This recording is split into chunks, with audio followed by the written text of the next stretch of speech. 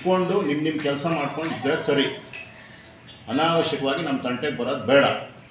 ರೋಡಲ್ಲಿ ನಿಲ್ಲಿಸ್ಬಿಡ್ತೀನಿ. ನಿಮ್ಮ ಕತೆಗಳೆಲ್ಲ ಗೊತ್ತು ನನಗೆ, ನಿಮಗೂ ಗೊತ್ತು ನಂಗೆ ನಿಮ್ಮ ಕತೆಗಳೆಲ್ಲ ಗೊತ್ತು ಅಂತ. ನಾವು ನಮ್ಮ ಜನಗಳ ಜೊತೆ ನಿಂತ್ಕೊಂಡೋಗ್ಬಿಟ್ರಿ ರೀ. ಏನು ನಿಮ್ಮ ಕತೆ ಎಲ್ಲ? ಎಷ್ಟಾದ್ರೂ ಅನ್ಯಾಯ ಮಾಡ್ಕೊಂಡು ನೀವು ರಾಜಕೀಯ ಮಾಡ್ಕೊಳ್ರಿ. ನೀವು ಹುಟ್ಟಿರೋದೇ ರಾಜಕೀಯ ಮಾಡೋಕ್ಕೆ. ಅನಾವಶ್ಯಕವಾಗಿ ನಮ್ಮ ತಂಟೆಗೆ ಬರೋದು ಬೇಡ.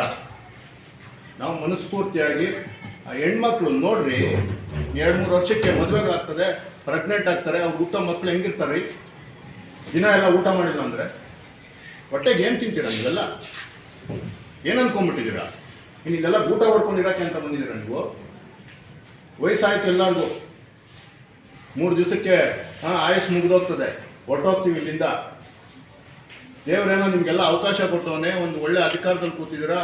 ನಮ್ಮ ಅಂಬೇಡ್ಕರ್ ಅವರ ಸಂವಿಧಾನದಲ್ಲಿ ಯಾವ್ದು ಅದೃಷ್ಟ ಮಾಡಿದ್ರೋ ನೀವೆಲ್ಲ ಬಂದು ಕೂತ್ಕೊಂಡು ಒಳ್ಳೇದೇನಾದ್ರು ಮಾಡ್ರಪ್ಪ. ನೀವು ಆಸ್ತಿ ಮಾಡ್ಕೊಳ್ಳಿ, ರಾಜಕೀಯ ಮಾಡ್ಕೊಳ್ಳಿ, ನಿಮ್ಮ ಆಸ್ತಿಗಳನ್ನ ಕಾಪಾಡ್ಕೊಳ್ಳಿ, ದೊಡ್ಡ ದೊಡ್ಡ ಹೀರೋಗಳಾಗಿ ಮೆರೀರಿ. ಯಾರು ತಲೆ ಕೆಡಿಸ್ಕೊಂತಾರೆ ಅದ್ರ ಬಗ್ಗೆ ಎಲ್ಲ? ನಮ್ಗೆ ಸಹಾಯ ಏನೋ ಒಂದು ನಾವು ನಮ್ಮ ಹೆಣ್ಮಕ್ಳ ಜೊತೆ ನಿಂತ್ಕೊತಾ ಇದ್ದೀವಿ ರೀ. ನಾವು ಬಡತನದಿಂದ ಬಂದಿದ್ದೀವಿ. ಬಡತನದ ಏನಂತ ಗೊತ್ತು? ನಾವು ಬರ್ತಾ ಇದ್ವಿ PUC ನಲ್ಲೆಲ್ಲ ಬರ್ಬೇಕಾದ್ರೆ ಮಧ್ಯಾಹ್ನ ಊಟ ಅನ್ಯಾಯ ಮಾಡ್ತೀರಾ. ಒಂದು ಊಟ ನೀವು ಎನ್ಕರೇಜ್ ಮಾಡ್ಬೇಕ್ರಿ. ಇನ್ನು ನಾವು ಅಲ್ಲಿ ಹಾಸ್ಪಿಟ್ಲಲ್ಲಿ ವರ್ಷದಿಂದ ಕೊಡ್ತಾ ಇದ್ದೀವಿ. ಹಾಸ್ಪಿಟ್ಲ್ ಹತ್ರ ಏನು ರಾಜಕೀಯ ಮಾಡಕ್ಕೆ ಹೋದ್ವಾ ನಾವು? ಪಾಪ ಯಪ್ಪ ದೊಡ್ಡ ಮನುಷ್ಯ ಒಂದು ದಿವಸ ಬಂದು ಕೇಳಿಲ್ಲ, ಯಾಕೆ ಊಟ ಕೊಡ್ತಾ ಇದ್ದೀರಾ, ಏನು ಕೊಡ್ತಾ ಇದ್ದೀರಾ? ಅದಾದಮೇಲೆ ಎಲೆಕ್ಷನ್ ಆಯಿತು, ನಾವೇನಾದರೂ ಹೋಗಿ ನಾವು ಊಟ ಕೊಡ್ತಾ ಇದ್ದೀವಿ ಅಂತ ಹೋಗಿ ಅವ್ರ ವಿರುದ್ಧವಾಗಿ ಏನಾದರೂ ಪ್ರಚಾರ ಮಾಡಿದ್ದೀವ? ರಾಜಕೀಯ ಬೇರೆ, ಸೇವೆ ಬೇರೆ ಅಪ್ಪ. ಸ್ವಲ್ಪ ಅರ್ಥ ಮಾಡ್ಕೊಳ್ಳಿ. ಯಾರು ಉದ್ರ ಬಂದಿಲ್ಲ.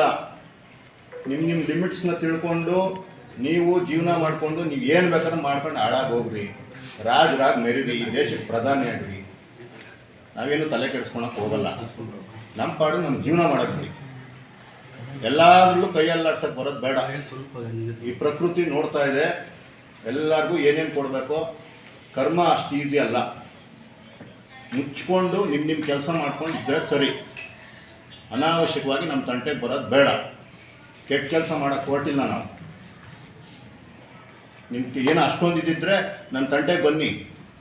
ನನ್ನ ಲೇಔಟುಗಳು, ನನ್ನ ಇದು ಎಲ್ಲೆಲ್ಲಿ ನೀವು ಕೈ ಇಡ್ತೀರ ನಮ್ಗೆ ಗೊತ್ತು. ಅದೆಲ್ಲ ನೀವು ಮಾಡ್ಕೊಳ್ಳಿ. ನಿಮ್ಮ ಮನೆ ಬರ ಫೇಸ್ ಮಾಡ್ತೀವಿ. ಇದಕ್ಕೆ ಯಾಕ್ರಿ ಬರ್ತೀರಿ ರೀ? ಅಲ್ಲಿ ನೀವು ಬನ್ನಿರಿ.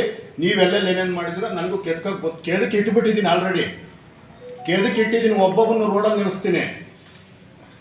ನನಗೆ ಗೊತ್ತು ಯಾರ ಜೊತೆ ಯುದ್ಧ ಮಾಡ್ತಾ ಇದ್ದೀನಿ ಅಂತ. ನನ್ನ ಸೇಫ್ ಮಾಡ್ಕೊಳಕ್ಕೆ ನನಗೇನು ಮಾಡಬೇಕು ನಂಗೆ ಗೊತ್ತಿದೆ. ಜಾಸ್ತಿ ಆಟ ಆಡೋದು ಬೇಡ.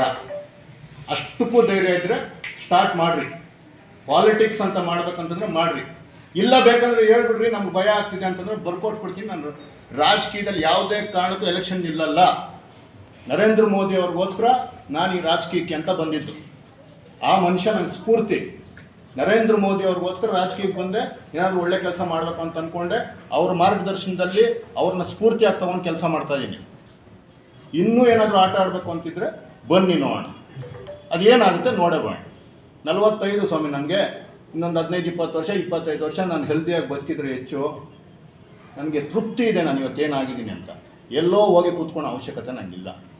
ನಾವು ಹೆಣ್ಮಕ್ಳಿಗೆ ಊಟ ಕೊಡೋಕೆ ಹೊರಟಿದ್ದೀವಿ. ಊಟ ಕೊಡ್ತೀವಿ. ಯಾರು ಬೇಕೋ ಅವ್ರು ಬಂದು ಊಟ ಮಾಡ್ತಾರೆ. ನಿಮ್ಮ ಕೈಯಲ್ಲಿ ಯಾರ್ಯಾರ ಕೈಯಲ್ಲಿ ತಡೆಯೋಕ್ಕಾಗುತ್ತೋ ತಡೀರಿ. ದೇವ್ರು ನಿಮ್ಗೆಲ್ಲರಿಗೂ ಒಳ್ಳೇದು ಮಾಡ್ತಾರೆ. ಅರ್ಥ ಆಯ್ತಲ್ಲ? Thank you so much.